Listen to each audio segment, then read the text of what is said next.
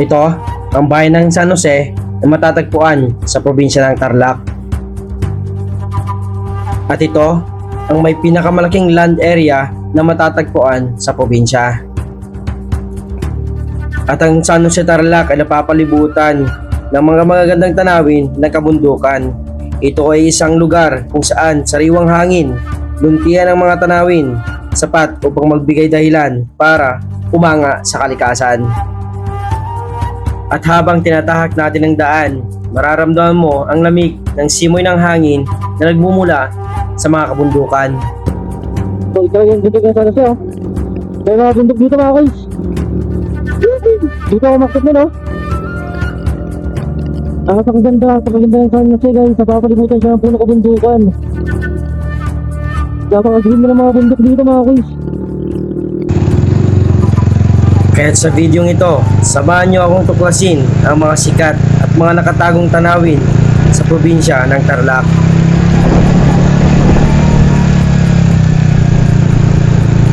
At ating sisimulan dito sa bayan ng San Jose.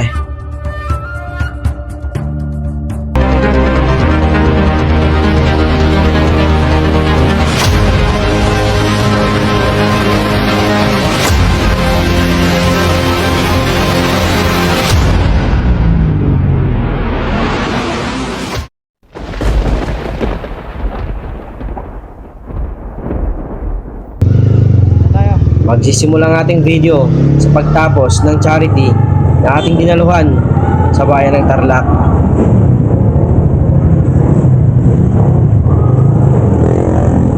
At sa ating pag-uwi ay ating nasalubong ang mga grupo ng mga P6 na naka-stance concept. Napakaangas ng mga motor nila, mga kuys. At sa pagpapatuloy ng ating biyahe, daanan natin ang napakagandang daan ng Santa Ignacia dito sa Tarlac. Dito sa Santa Ignacia. Makapagpatakbo ko talaga ng maayos dito, no? Maayos yung daan nila dito, guys. At sa di kalayuan ay mararating din natin ang bayan ng Mayantok na kung saan bubungod sa inyo ang bulubundukin ng San Jose. Mayantok, isang munisipalidad sa lalawigan ng Tarlac na matatagpuan sa paanan ng kabundukan ng Zambales. Kilala ito bilang summer capital of Tarlac dahil sa malamig nitong klima, sariwang hangin at ilog at mga talon na dinarayo ng mga turista lalo na tuwing tag-init. Ang salitang Mayantok ay nagmula sa salitang yantok, isang uri ng halamang ratan na nooy sagana ang lugar at ginagamit sa paggawa ng iba't ibang kagamitan yari sa kahoy ng ratan. At ang pangunahing kabuhayan ng mga residente ay pagsasaka ng mais, palay, tubo, mga gulay at ilan pang pangunahing produkto ng bayan. Ang Mayantok ay itinatag bilang isang hiwalay na bayan noong taong 1917 at mayroong 24 na barangay na may populasyon na humigit kumulang 32,597. Nadaanan natin itong napakagandang bundok dito. Ang ganda ng tanawin niya, oh. So, diretso na tayong sityo ba? Mga ilang minutes na lang yan. Medyo inikot natin yung Tarlac, eh, no? So, galing tayo na. May magandang daan at tanawin ng kabundukan ang bubungad sa iyo dito sa lugar na ito. Sa nakakaalam sa bundok na ito, pag-i-comment naman sa comment section kasi wala tayong kaalam-alam sa napakagandang daan na ating nadaanan. So, ito yung bundok ng San Jose, oh. May mga bundok dito, mga guys. Dito ako makit nun, oh. Napakaganda ng San Jose, guys. Napapalibutan siya ng puno kabundukan. Napakaganda ng mga bundok dito, mga guys. Sagana na sila. Parang sarap sumumpay sa ganito, mga guys. So, napapalibutan siya ng puno kabundukan. Dito na kami tahan din, oh. Dito na nakakitin natin.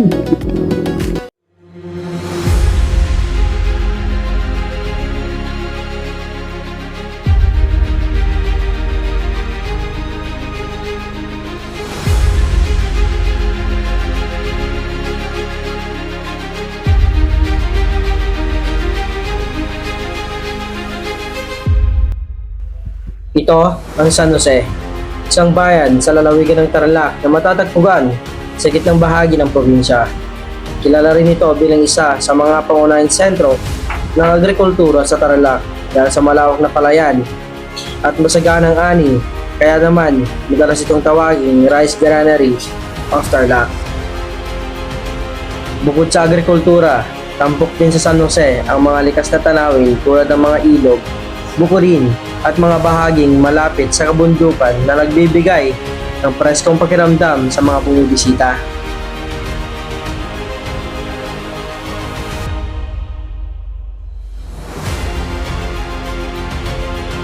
At mula sa arko ng San Jose ay matatanaw na natin ang isa sa mga sikat na pasyalan lalo na tuwing tag-init.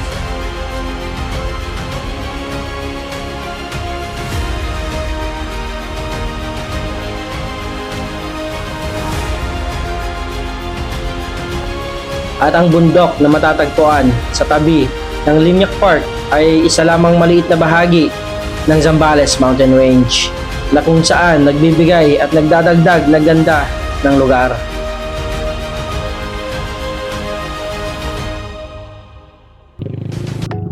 So, kaliwa na tayo mga kuya. Pababa rin dyan natin dun ha. Ito yung legendary na tulay mga kuya. Delikado ko na to. Marami na tayo makit ng kabundukan mga kuya. Kaya kanina medyo tanaw na natin yung Monastery de Tarlac. After natin dito, aakit na tayo ng bundok. And malapit na tayo sa Tito pag ganun. Guys, dito na tayo mga kuy. Monastery de Tarlac na to. So, Monastery de Tarlac. So, dito na mag-start yung ahon mga kuy. Tara. Hindi masyadong malamig, alas 12 na. Dito rin yung hindi ka naman naging dito sa taas. Dito malamig naman kasi parang may mga hamog-hamog pa sa taas ng bundok eh. Pagkan sana ba tumulo yung sana yung ulan na ako. Pwede matuwa yung panahon. 12:09 na, mga 1, baba na rin tayo para hindi tayo abuso na ulan. Alright. Dito na mag-start itong ahon na ako. Puro paahon na to. Tolerable naman yung paahon dito pero siyempre kailangan pa rin natin magdahan-dahan.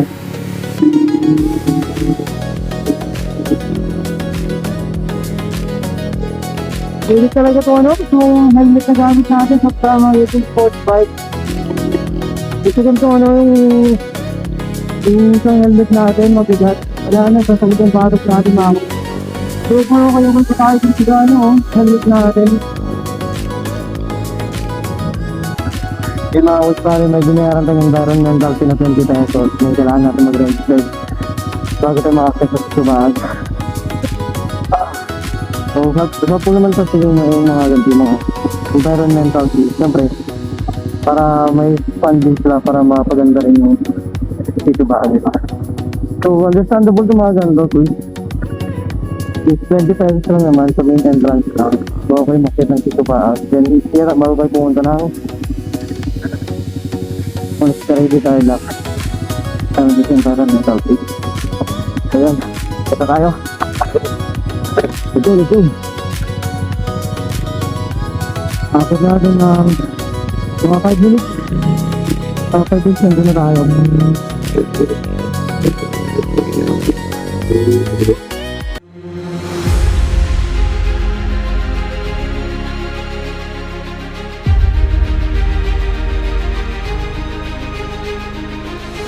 At pag-akyat sa Sitio Bag ay yung mararamdaman ang malamig na simoy ng hangin, sinik na tanawin na nagmumula sa mga kabundukan.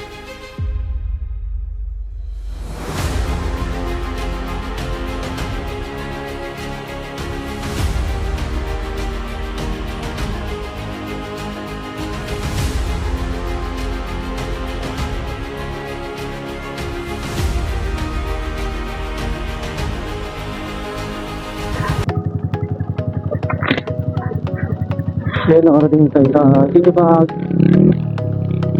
So welcome to Tito Bag View Deck. So pakita tayo mga guys. Yun, tanaw mo na dito yung sitio bago. Yung makikita yung daan eh. Pero, sitio na lang ito eh. So ito mga to, nasa palitan na sa baba ng unit eh, yung sitio bag sa unit. Oh, may bayad pa to? Ano po? Okay po. Kano po? Po? Magkano po? Opo. Yung loob lang.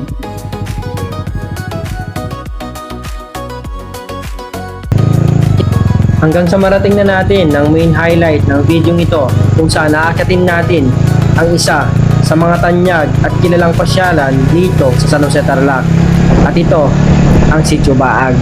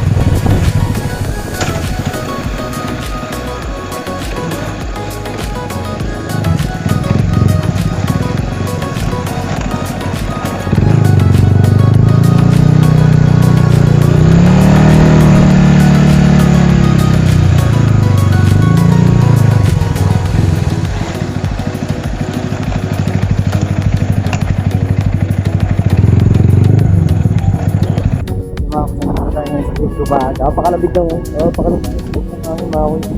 Tapos kinastam ng ano ito. Oo, kapsel na ata. Tapos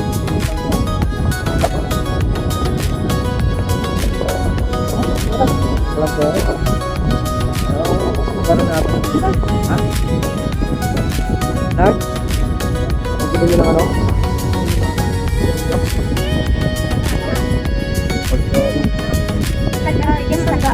Ha? Ba't ako hindi kapag po? Sige lang. Sige lang ito nga. Ano sabihin? Sige.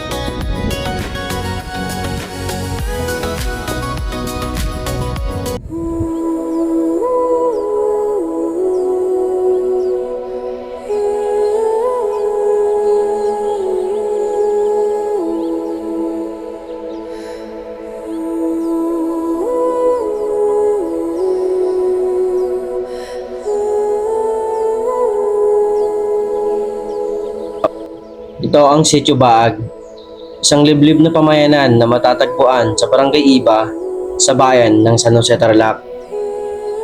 Ang sitio ay bahagi ng kabundukan ng Zambales na matagal nang tinitirhan ng mga katutubong Aita na kabilang sa mga unang nanirahan sa gitnang Luzon. At magpasa hanggang ngayon nananatili ang kanilang kultura, tradisyon at malapit na ugnayan sa kalikasan. Bagamat kakaunti ang opisyal na tala tungkol sa eksaktong pinagmulan ng Sitio Baag, ang lugar ay unti-unting nakilala dahil sa malamig na klima, lunti ang kabundukan, malinaw na mga sapa at mga tanawin dinarayo ng mga turista.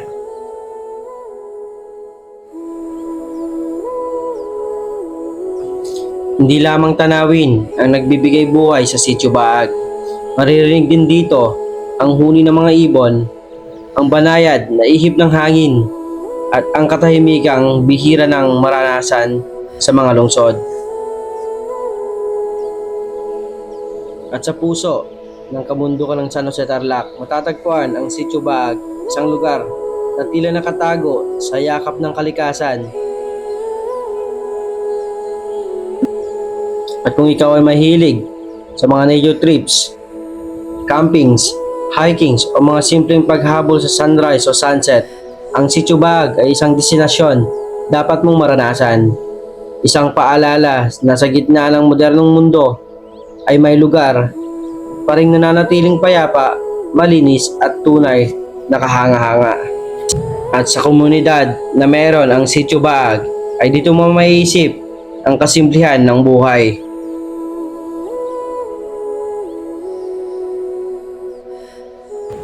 At sa panahon ngayon, hindi masama ang paghangad ng magandang buhay. Ngunit huwag sana nating kalimutan, makontento at magpasalamat sa buhay at mga bagay na meron tayo. Iisa lang ang buhay. Galawan mo, sipagan mo. Pero huwag mo din kakalimutan, makontento at enjoyin yung mga bagay na meron tayo. At maraming salamat sa pagsama sa biyahe kong ito. At gaya ng lagi kong sinasabi, ikaw ang may hawak sa monobela ng buhay. Kaya galingan mo sa pagmamaneho hanggang sa marating mo ang pinapangarap mong destinasyon. Hanggang sa muli mga kuys!